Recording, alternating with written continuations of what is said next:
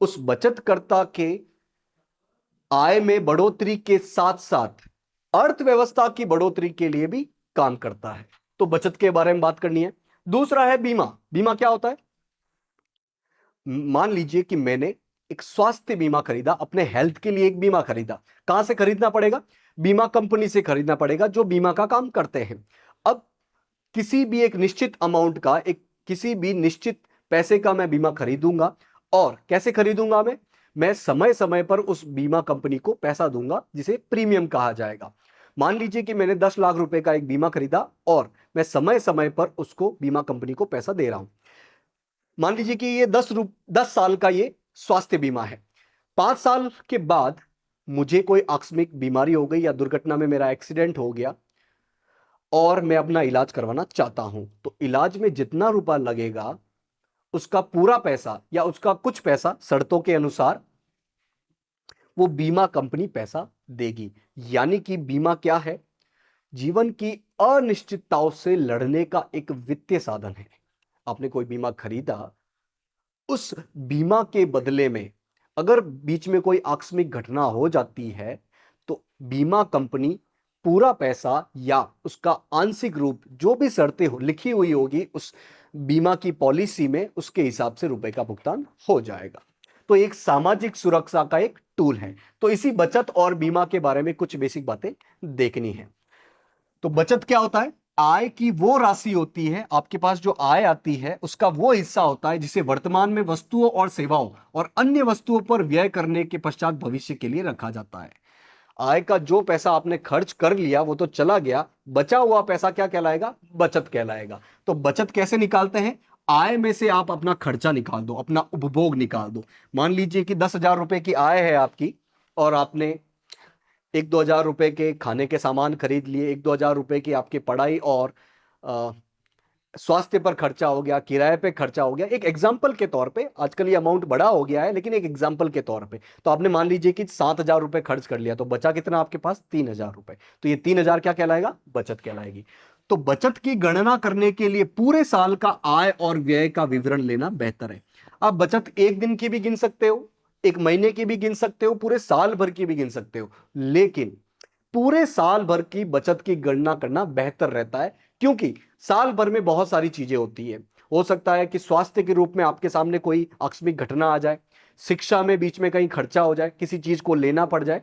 तो आप पूरे साल भर का एक साथ निकालोगे तो वो विवरण, बचत का वो विवरण ज्यादा बेहतर है, ज्यादा अच्छे से वो बचत के बारे में बताता है। बचत से मनुष्य की भावी आय में भी वृद्धि होती है। आप जब पैसा बचत करते हो और बचत का पैसा आपने डाकघर में कोई खाता खुलवा के, यानी कि पोस्ट ऑफिस में कोई खाता खुलवा के डाल दिया, या बैंक में, बैंक के बारे में हमने पिछले चैप्टर में देखा था, बैंक में खाता खुलवा कर डालते हो तो बदले में बैंक आपको ब्याज देता है, यानी कि आपकी आय में हल्की सी वृद्धि होगी। इसके अलावा बचत के पैसे से कोई सामान खरीद कर, मान लीजिए कि आपने कोई मशीन खरीदी और उस मशीन का उपयोग अपनी आय बढ़ाने में कर रहे हो, यानी कि अल्टीमेटली आपकी आय में वृद्धि होती है। बचत जो है वो भविष्य के लिए एक सुरक्षा का कार्य भी कर सकती है। बचत में जो पैसा बचा और बाई चांस आपको कोई स्वास्थ्य में दुर्घटना हो गई, आपको कोई बीमारी हो गई, तो उस बचत का उपयोग आप अपने लिए स्वास्थ्य अर्जित करने में भी कर सकते हो। डॉक्टर को चेकअप कराना है, दवाइयां लेनी है और भी दूसरे मेडिकल चेकअप है, उसके लिए आप इस बचत का उपयोग कर सकते हो। तो बचत भविष्य के लिए एक सुरक्षा का भी कार्य करती है। देखते हैं हम अपनी बचत कहां कहां रख सकते हैं। मुख्य रूप से लोग बचत कहां रखते हैं, ये जो बचाया हुआ पैसा है वो कहां पर रखते हैं? एक तो है अनौपचारिक विधि, जिसमें हम बचत का डिब्बा देख सकते हैं। आपने गुल्लक का नाम सुना होगा, मिट्टी के गुल्लक मुख्य रूप से होते हैं, प्लास्टिक के भी आते हैं। तो लोग उसमें थोड़ा थोड़ा पैसा डालते हैं, तो वो भी एक बचत बन गई है, लेकिन वो एक अनौपचारिक विधि है, आप खुद के स्तर पर ही कर रहे हो।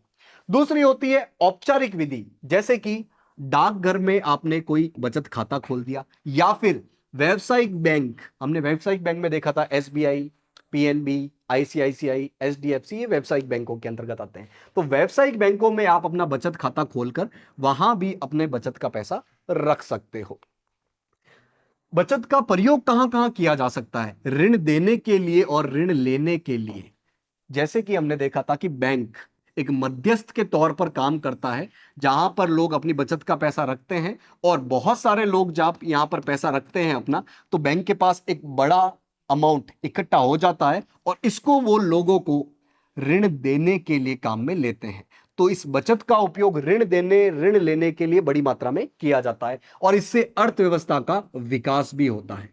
कैसे होता है अर्थव्यवस्था का विकास, कैसे इकोनॉमी आगे बढ़ती है? बचत के माध्यम से।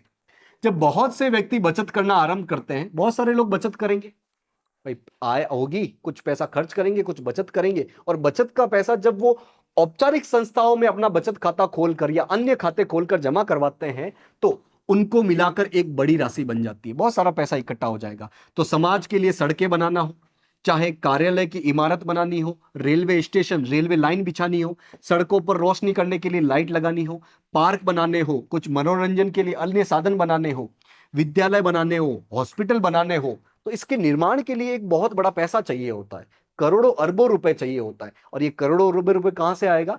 लोग जो छोटी छोटी बचत करेंगे, और बहुत सारे लोग जब ये बचत करते हैं तो एक बड़ा अमाउंट इकट्ठा हो जाता है। जो संस्था इन चीजों का निर्माण करती है, उनको जब पैसे की जरूरत पड़ती है तो फिर वो ऐसी वित्तीय संस्थानों में आते हैं और ये बचत का पैसा लोन के रूप में लेते हैं। तो इस प्रकार अपनी अर्थव्यवस्था का विकास भी होता है इस बचत से। तो कोई भी व्यक्ति अपनी बचत का प्रयोग आय कमाने के लिए कर सकता है। एक व्यक्ति जिसने पैसा बचाया, उसने अगर वित्तीय संस्थानों में पैसा रखा तो उसे बदले में क्या मिलेगा? ब्याज मिलेगा। तो कोई भी व्यक्ति अपने बचत का प्रयोग आय कमाने के लिए कर सकता है, जिसे बचत पर प्रतिफल भी कहते हैं, और यह प्रतिफल क्या कहलाता है? ब्याज कहलाता है। मैंने बैंक में अकाउंट खुलवाकर, एसबीआई में, भारतीय स्टेट बैंक में अकाउंट खुलवाकर मान लीजिए कि 10,000 रुपए जमा करवा दिया। मान लीजिए कि भारतीय स्टेट बैंक की जो ब्याज की दर है वो 6% है, मतलब 10,000 रुपए पे मुझे 6% मिलेगा कुछ समय बाद। तो 10,000 का 6% कितना हो गया? 600 रुपया हो गया। तो अब मेरा 10,000 वाला 10,600 बन गया है। तो इसे हम क्या कहेंगे? इस 600 रुपए को ब्याज कहेंगे। तो यानी कि बचत का प्रयोग मैं अपनी आय को हल्का सा बढ़ाने में भी कर सकता हूं। तो जब एक ऋणदाता अपनी बचत एक ऋणी को देता है, ऋणदाता मतलब जो पैसा लोन में दे रहा है, मेरे पास पैसा है, मैं किसी को दे रहा हूं तो मैं ऋणदाता हूं, और जो व्यक्ति पैसा ले रहा है उधार में, वो ऋणी कहलाता है। तो जब एक ऋणदाता अपनी बचत एक ऋणी को देता है, तो ऋण की राशि जो है वो ऋणी ऋणदाता को भविष्य में ब्याज सहित वापस करता है। एक व्यक्ति है जिसके पास 10,000 रुपए है, इसने किसी को पैसा दिया या बैंक में रखा। अगर व्यक्ति बैंक में रखता है या किसी और व्यक्ति को लोन में पैसा देता है, ठीक है, तो यानी कि वो अपना लोन में पैसा दे रहा है, ब्याज पे पैसा दे रहा है। बदले में ये व्यक्ति वापस कुछ रुपए लौटाएगा। 10,000 तो लौटाएगा ही लौटाएगा, इसके अतिरिक्त वो कुछ ब्याज देके लौटाएगा। तो ये ब्याज क्या हो गया है? इस व्यक्ति की अतिरिक्त कमाई हो जाएगी, एक आय का साधन हो सकता है। देखते हैं बीमा के बारे में। बीमा के बारे में हमने देखा कि जीवन में अनिश्चितताओं से लड़ने के लिए एक सोशल टूल है, एक सामाजिक टूल है, एक वित्तीय टूल है। तो बीमे के बारे में देखते हैं। बीमे को बेचने वाला व्यक्ति बीमा करता और बीमा खरीदने वाला व्यक्ति बीमाधारी कहलाता है। मुझे स्वास्थ्य बीमा खरीदना है और मैं स्वास्थ्य बीमा बनाने वाली कंपनी के पास जाता हूं। अगर मैंने वो खरीदा अपने लिए तो मैं बन जाऊंगा बीमाधारी, मेरे पास बीमा है। और जो व्यक्ति ये बीमा कर रहा है वो कहलाएगा बीमा करता। बीमाधारी यानी कि मैं, जो कि एक खरीदार हूं, क्रेता भी बोला जा सकता है। बीमाधारी या क्रेता द्वारा जो मुद्रा का भुगतान किया जाता है उसे प्रीमियम प्राइस कहते हैं। मैं जिस अमाउंट पर, जिस रुपए में वो बीमा खरीदता हूं, उस रुपए को क्या बोला जाता है? बीमे की भाषा में प्रीमियम बोला जाता है। तो मैं हूं बीमाधारी, जिस व्यक्ति ने बीमा किया है, जिस कंपनी में बीमा किया है, वो है बीमा करता, और मैं जो पैसा दे रहा हूं उसे बोला जाएगा प्रीमियम राशि। तो बीमा एक वित्तीय उत्पाद या फिर एक सोशल टूल के रूप में परिभाषित किया जा सकता है। एक वित्तीय उत्पाद है, मतलब इसमें पैसों का लेन देन किया जाता है। इसे बीमाधारी यानी कि मैं अपने नियंत्रण के बाहर किसी भी घटना के कारण होने वाली हानि की पूरी या फिर आंशिक भरपाई के लिए खरीद सकता हूं। बीमा क्या है? कुछ ऐसी घटनाएं होती है, मल्टीपल घटनाएं ऐसी होती है जो कि अपने नियंत्रण के बाहर होती है, तो उससे मुझे जो भी नुकसान होगा उस नुकसान की भरपाई करने के लिए, चाहे वो पूरी भरपाई हो चाहे वो आंशिक भरपाई हो सकती है, इस भरपाई को करने के लिए मैं बीमा को खरीदता हूं। और बीमा क्या है? एक वित्तीय उत्पाद है, पैसों का इसमें लेन देन किया जाता है और यह व्यक्ति को एक सामाजिक सुरक्षा प्रदान करता है।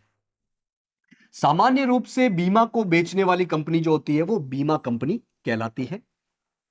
जब बीमाधारी व्यक्ति यानी कि जिसने बीमा खरीदा है, यानी कि मैंने बीमा खरीदा है, जब बीमाधार व्यक्ति को कोई हानि होती है तो ये जो बीमा कंपनियां होती है वो हानि की क्षतिपूर्ति के लिए उसे कुछ राशि का भुगतान करती है और इसे बीमे का दावा कहते हैं। मैंने बीमा खरीदा, मैं हूं बीमाधारी, मैंने एक बीमा कंपनी से ये बीमा खरीदा तो वो हो गया बीमा करता, मैंने उसे बदले में जो पैसा दिया वो है प्रीमियम। क्यों दिया है? ताकि मेरी सामाजिक सुरक्षा हो सके, अकस्मात कोई घटना हो जाए तो उसके बदले में वो कंपनी मुझे आंशिक रूप से या पूर्ण रूप से पैसा दे सके। तो जो ये पैसा दे रही है, चाहे वो आंशिक रूप से दे रही है, पूर्ण रूप से दे रही है, उसे कहा जाता है बीमे का दावा। देखते हैं कुछ चुने हुए बीमे के उत्पाद जो आए दिन हम जिंदगी में अपने सुनते रहते हैं। पहला है मोटर गाड़ियों का बीमा, दूसरा है स्वास्थ्य का बीमा और तीसरा है जीवन बीमा। एक एक करके इनके बारे में कुछ बेसिक बातें देख लेते हैं। पहला है मोटर गाड़ियों का बीमा।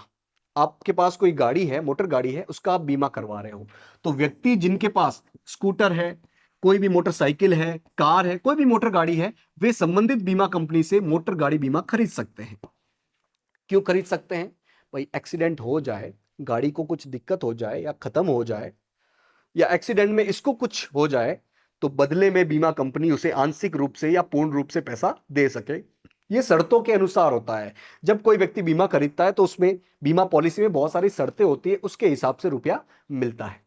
तो जब मोटर गाड़ी को कोई नुकसान होता है तो बीमा कंपनी बीमा पॉलिसी में वर्णित शर्तों के आधार पर गणना करके दावे का भुगतान करती है। दावा क्या है? जो पैसा इस बीमाधारी को मिलता है, आंशिक रूप से हो सकता है, पूर्ण रूप से हो सकता है। तो जब आपने मोटर गाड़ी का बीमा लिया है और मोटर गाड़ी को कोई नुकसान हो जाता है, चोरी हो गई, एक्सीडेंट हो गया, मल्टीपल चीजें हो सकती है, तो बीमा कंपनी क्या करेगी? वो जो बीमा पॉलिसी में जो भी शर्तें लिखी होंगी उसके हिसाब से बीमाधारी को बीमे का दावा देती है, मतलब पैसा देती है। दूसरा है स्वास्थ्य बीमा। आप अपने हेल्थ के लिए कोई बीमा ले रहे हो, एक व्यक्ति जो इस बीमा को खरीदता है वह चिकित्सा या इलाज पर जो भी खर्च करता है उसमें से कुछ राशि बीमा कंपनी द्वारा प्राप्त कर सकता है। कोई भी व्यक्ति जिसने स्वास्थ्य बीमा खरीदा है प्रीमियम देके, उस व्यक्ति के साथ कोई बीमारी हो गई है, कोई बहुत बड़ी बीमारी आ गई है, तो जब वो इलाज करवाने जाती है या जाता है तो उस इलाज का पूर्ण रूप से खर्चा या आंशिक रूप से खर्चा जो कि शर्त के हिसाब से होता है वो बीमा कंपनी देती है। तीसरा है जीवन बीमा, लाइफ इंश्योरेंस। आपने एलआईसी का नाम जरूर सुना होगा। बीमित व्यक्ति मतलब बीमाधारी जिसने बीमा खरीदा है को हर वर्ष बीमा कंपनी को कुछ राशि प्रीमियम के रूप में देनी पड़ती है। जिस व्यक्ति ने बीमा खरीदा है वो हर साल या मासिक रूप से कुछ राशि, मुख्य रूप से ये वार्षिक तौर पे होता है, तो कुछ राशि कंपनी को देता है जिससे इसने बीमा खरीदा है। तो उस राशि को क्या बोला जाता है? प्रीमियम बोला जाता है। कंपनी जो है वो व्यक्ति को समय अवधि पूरी होने पर दावा वापस कर देती है। बाई चांस मैंने लिया एक लाइफ इंश्योरेंस या जीवन बीमा, मान लीजिए कि मैंने 25 लाख रुपए का जीवन बीमा लिया है, मैं समय समय पर ये 25 लाख रुपया वार्षिक तौर पर उसका छोटा छोटा अमाउंट करके बीमा कंपनी को दूंगा। जब 25 लाख का यह बीमा मान लीजिए कि 10 साल का है, 10 साल खत्म हो जाएगा तो उस पर इंटरेस्ट लगाकर, ब्याज लगाकर ये बीमा कंपनी मुझे वापस पैसा दे देती है। लेकिन यदि इसी बीच 10 साल के अंदर अंदर मेरी मृत्यु हो जाती है तो भुगतान उसके मनोनीत व्यक्ति को कर दिया जाता है। मैंने 10 साल के लिए जीवन बीमा लिया है और मुझे रुपए कितने जमा कराने हैं? 25 लाख रुपए जमा करवाने हैं। 10 साल में मैंने थोड़ा थोड़ा करके ये 25 लाख जमा करवा दिया, 10 साल खत्म हो गया तो ये कंपनी मुझे 25 लाख और उस पर कुछ ब्याज लगा के वापस पैसा लौटा देगी। लेकिन यदि 10 साल के अंदर अंदर, 8 साल, 7 साल, 6 साल, इसके अंदर अंदर मेरी मृत्यु हो जाती है तो ये 25 लाख रुपए मैंने पूरा दिया भी नहीं है, लेकिन ये 25 लाख रुपए मैंने जिस व्यक्ति को मनोनीत किया है कि मेरी मृत्यु हो जाने पर इसको मिल जाए, उसको ये पैसा मिल जाएगा। यानी कि बीमा एक तरीके से अपनी सामाजिक सुरक्षा का काम करता है, एक वित्तीय टूल है। तो आज की क्लास में हमने देखा बचत के बारे में और बीमा के बारे में। आपको करना क्या है? आज जो भी चीजें समझी है उसको आज ही रिवाइज कर लें ताकि लंबे समय तक आपके दिमाग में बनी रह सके। आशा है कि आज की बातें आपको समझ में आई होगी। आज के इस सेशन से जुड़ने के लिए आप सभी का बहुत बहुत धन्यवाद।